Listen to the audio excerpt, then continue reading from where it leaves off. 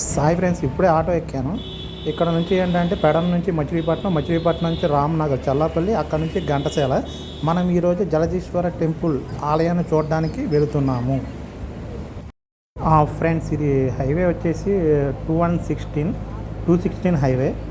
ఈ హైవే నుంచి మనం ఇది జర్నీ చేస్తున్నాము. చుట్టుపక్కల చూస్తున్నారు ఫ్రెండ్స్, వెహికల్స్ చూసారా ఎంత స్పీడ్గా వెళ్తున్నాయి, ఫాస్ట్గా చాలా స్పీడ్గా వెళ్తున్నాయి. పక్కన చుట్టుపక్కల చెరువులు కూడా ఉన్నాయి ఇక్కడ. ఇప్పుడు ఆ దేవాలయం గురించి ఆటో డ్రైవర్ గారు చెప్తారు మనకి. ఆ ఆలయం గురించి ఎన్ని సంవత్సరాలు అవుతుందండి సుమారుగా? ఇప్పుడు 50 సంవత్సరాల ముందేనండి. అంటే మీ పూర్వీకుల నుంచే? పూర్వీకుల నుంచి ఉందండి. దాదాపు 1200 ఏళ్ళు హిస్టరీ అని చెప్పి విన్నాను. అక్కడ ఎక్కడి నుంచి వస్తూ ఉంటారండి? హైదరాబాద్ నుంచి కూడా వస్తారండి. ఆ ఆలయం బాగా ఫేమస్. కార్తీక మాసంలో ఎలా ఉంటుందో? కార్తీక మాసంలో బాగుంటుంది. బాగా ఉంటుంది. బాగా చేస్తారు కూడా పూజలు. బాగా జనం కూడా వస్తారు.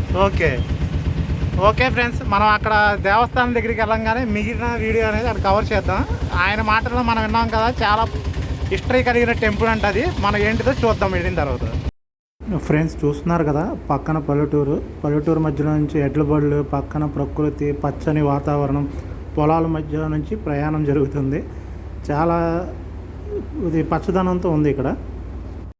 ఫ్రెండ్స్ ఇప్పుడే దిగాను ఇక్కడ గుడి దగ్గర సరౌండింగ్స్ ఏరియా ఇదంతా.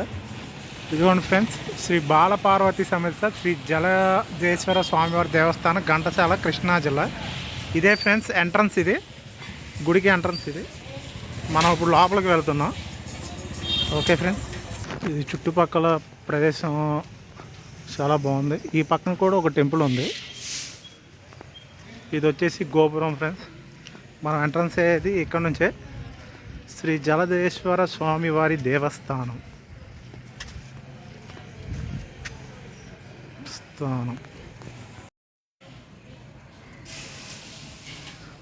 లోపల గోపురం దాటి వెళ్తున్నాము.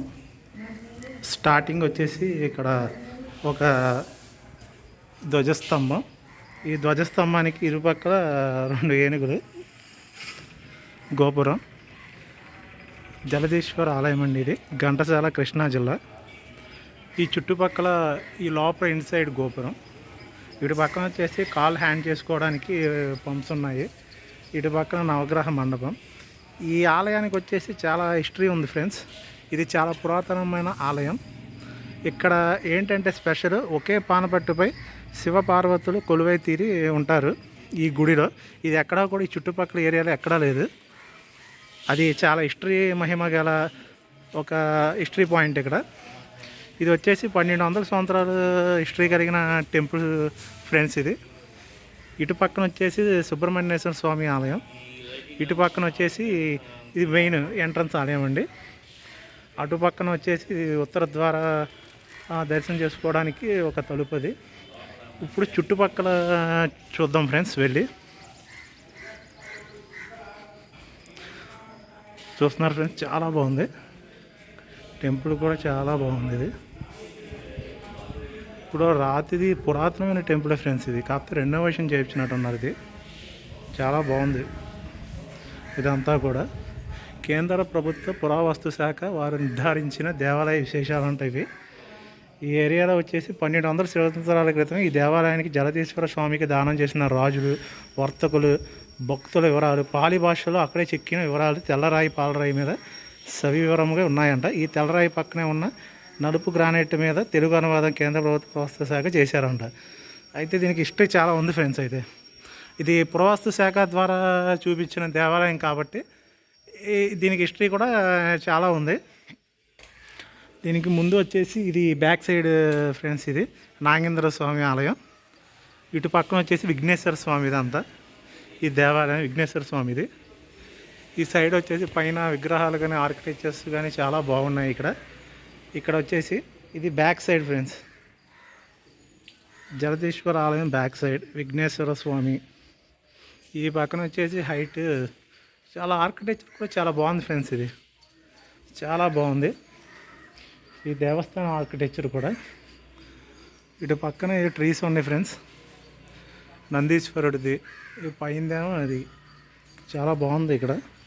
ఇక్కడ అగస్త్య మహాముని కూడా వచ్చి ఇక్కడ ప్రతిష్టాపించాడని చెప్పేసి ఆ బోర్డు మీద ఉంది ఫ్రెండ్స్. ఇక్కడ ఆయనది కూడా హిస్టరీ పాయింట్ ఈ దేవాలయంలో కూడా ఉంది.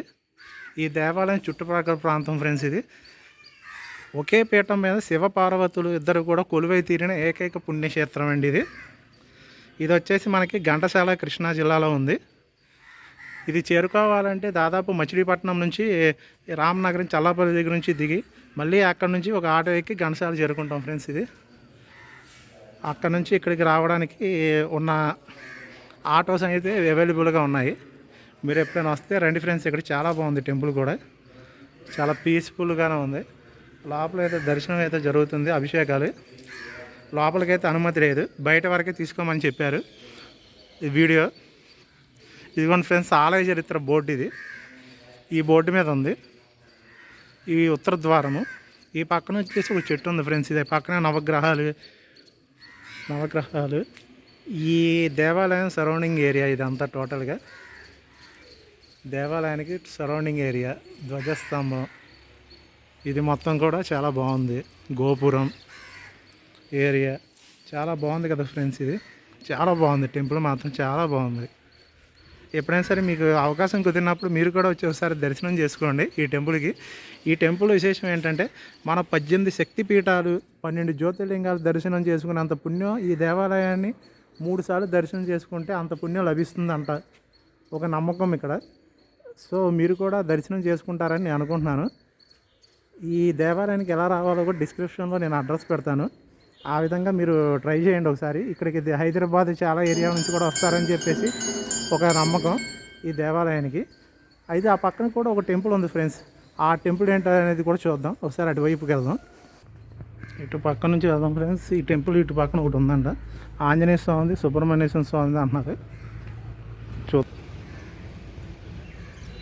ఇది గోపురం అనేది కన్స్ట్రక్షన్ చేస్తున్నారు, కన్స్ట్రక్షన్లో ఉన్నట్టుంది. ఈ లోపల నుంచి మనం వెళ్ళిపోవచ్చు, ఎంట్రన్స్ అయిపోదాం. ఈ టెంపుల్లో కూడా 2 ధ్వజస్తంభాలు ఉన్నాయి ఫ్రెండ్స్. ఇది దీంట్లో ఒకటి వచ్చేసి వేణుగోపాల స్వామివారి దేవస్థానం అంట. ఇది వేణుగోపాల దేవస్థానం. ఇది దీని పక్కనే ఫ్రెండ్స్, జలదేశ్వర ఆలయం పక్కనే ఈ దేవస్థానం కూడా. ఇక్కడ గోపురాలు 2 ఉన్నాయి. ఒకటేమో ఆంజనేయ స్వామి టెంపుల్ కూడా ఈ పక్కనే ఉంది. ఇది ఆంజనేయ స్వామి టెంపుల్. ఆంజనేయ స్వామి టెంపుల్ ఇది సరౌండింగ్స్ ఏరియా ఈ టెంపుల్కి ఫ్రెండ్స్. పక్కన కూడా దేవాలయాలు ఉన్నాయి. చాలా ప్రసిద్ధి చెందిన క్షేత్రం ఈ ఘంటసాల. ఈ బ్యాక్ సైడ్కి వెళ్తే ఇటు పక్కన వచ్చేసి ఆంజనేయ స్వామిది, ఇది ధార.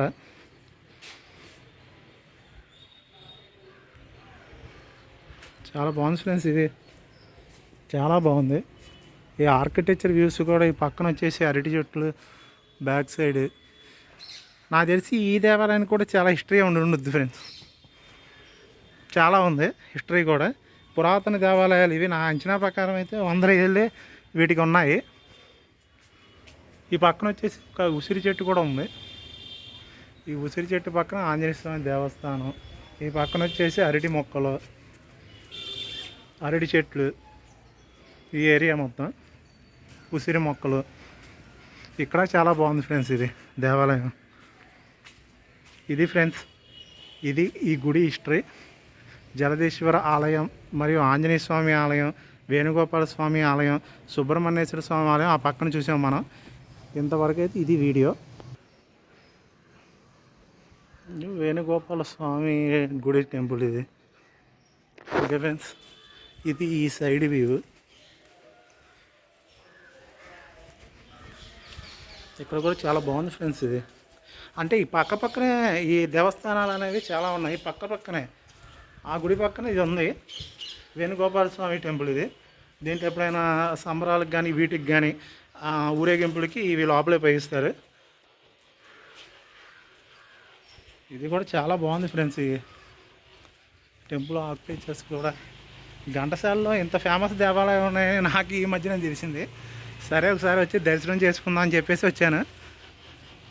నాకు కూడా చాలా బాగుంది అనిపించింది. పక్కన అభిషేక జ్వాలం.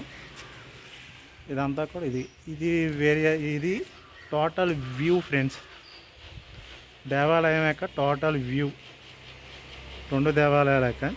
ఎలా ఉంది ఫ్రెండ్స్, మీకు నచ్చిందా వీడియో?